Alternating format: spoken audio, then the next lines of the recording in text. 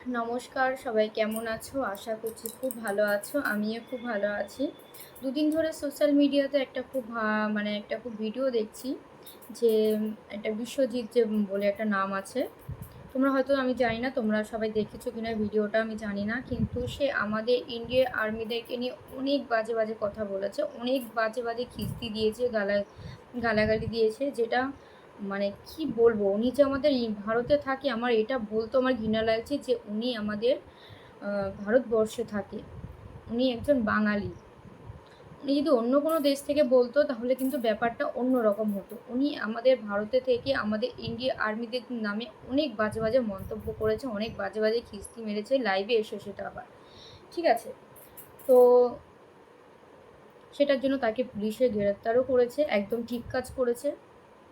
যাতে দ্বিতীয়বার যাতে কি এরকম সাহস না পায় আমাদের ইন্ডিয়া আর্মিদেরকে নিয়ে এরকম বাজে বাজে কথা বলা। তোমাদের কোনো অধিকার নেই আমাদের ইন্ডিয়া আর্মিদেরকে নিয়ে এত বাজে কথা বলা।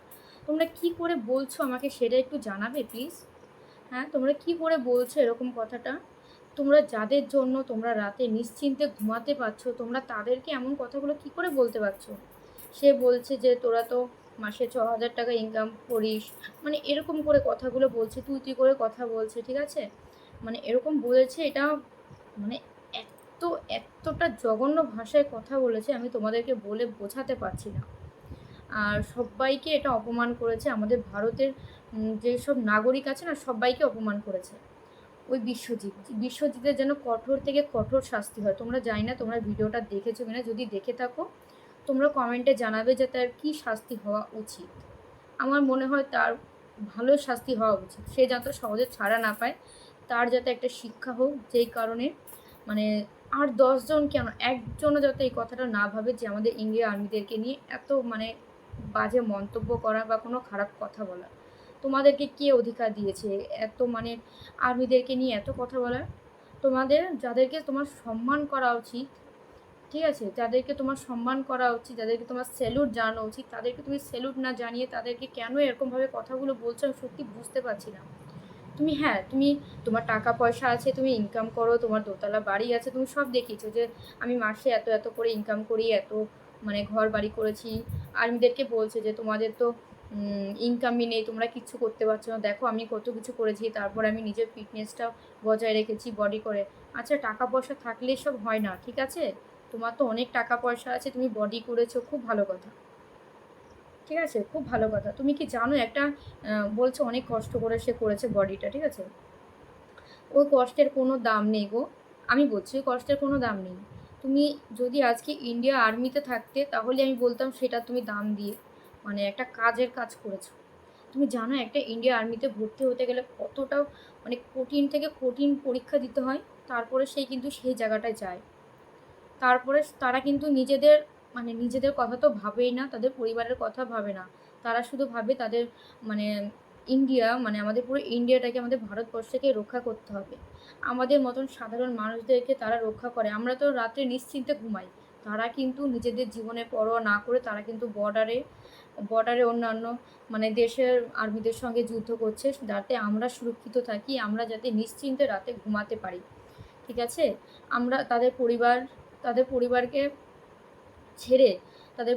ছেড়ে কিন্তু তারা আমাদের দেশের জন্য, আমাদের মতন সাধারণ মানুষদের জন্য তারা ভাবে। তারা রাতে কিন্তু ঘুমায় না। তাদের কিন্তু খাওয়া ঠিক নেই, রাতে ঘুম ঠিক নেই। তাদের পরিবারকে ছেড়ে চলে যেতে হয়। তারা কিন্তু আজ আছে কাল নাও থাকতে পারে। তাও কিন্তু তারা সেটা ভাবে না।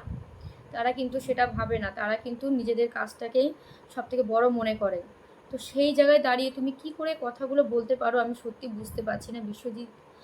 তোমার যেটা হয়েছে, তোমার একদম আমি বলবো একদম ঠিক কাজ হয়েছে। তোমাকে পুলিশে গ্রেপ্তার করেছে, সবথেকে বেশি ভালো হয়েছে, যাতে দ্বিতীয়বার কেউ যাতে এরকম কাজ না করতে পারে। তোমাদের সবার কী মত সেটা একটু কমেন্টে জানাবে। আর ভিডিওটা পারলে একটু বেশি বেশি করে একটু শেয়ার করে দেবে, যাতে সবার কাছে ভিডিওটা যায়, কেউ যাতে এরকম ভুল দ্বিতীয়বার করার সাহস না পায়। ঠিক আছে, আমি চাই ভিডিওটা অনেক লোকের মাঝে শেয়ার হোক। তো সবাই প্লিজ পারলে একটু ভিডিওটাকে একটু শেয়ার করে দিও। আর আমি যেগুলো বলেছি সেগুলো যদি তোমাদের ভালো লেগে থাকে তো একটু কমেন্টে জানিও যে আমি যেগুলো বলেছি সেগুলো কি ঠিক বলেছি নাকি, একটু ভালো করে বলো তোমরা। আর ইন্ডিয়া আর্মিদেরকে আমার তরফ থেকে অনেক অনেক ভালোবাসা, অনেক অনেক ধন্যবাদ আর স্যালুট জানাই আমি সবাইকে। সবাইকে আমার তরফ থেকে অনেক অনেক ভালোবাসা। তো যে দেশে থাকছি মানে যে থালায় আমরা খাচ্ছি সেই থালাটাকে ফুটো করো না, ঠিক আছে? তোমাদেরকে বলছি, যারা তোমরা আছো, যে থালায় তোমরা খাচ্ছ সেই থালাটাকে তোমরা ফুটো করো না।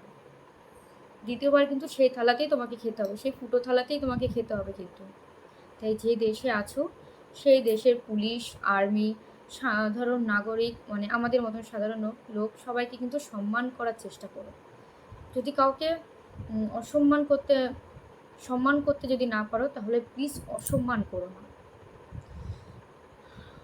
কি বলবো আমি, সত্যি আমার কিচ্ছু বলার নেই। তো সবাই ভালো থাকবে, সুস্থ থাকবে, আর ভিডিওটা সবার মাধ্যমে একটু শেয়ার করে দেবে। সবাই এখনকার জন্য বাই বাই, টাটা। অনিচ্ছাকৃতভাবে যে ভুল বা ভারতীয় সেনাদের বিরুদ্ধে যে কথা আমি বলেছিলাম, অনিচ্ছাকৃতভাবে যে ভুল বা ভারতীয় সেনাদের বিরুদ্ধে যে কথা আমি বলেছিলাম, তার জন্য ভীষণভাবে আমি দুঃখিত। আমি যার জন্য আজকে আমি আইনের দ্বারস্থ হয়েছি। আইন যা সাজা আমাকে দেবে আমি সেই সাজা মাথা পেতে নিতে রাজি আছি। আর ভবিষ্যতে ভবিষ্যতে ভারতীয় সেনাদের জন্য যত কিছু করণীয় আমি সবকিছু করব। এবং একটা কথা আজকে আমি দিয়ে যাচ্ছি, ভবিষ্যতে সব থেকে ভালো ভালো আমার এলাকায় অন্তত সেনা যেগুলো বের হবে সেটা আমার জিম থেকে বের হবে।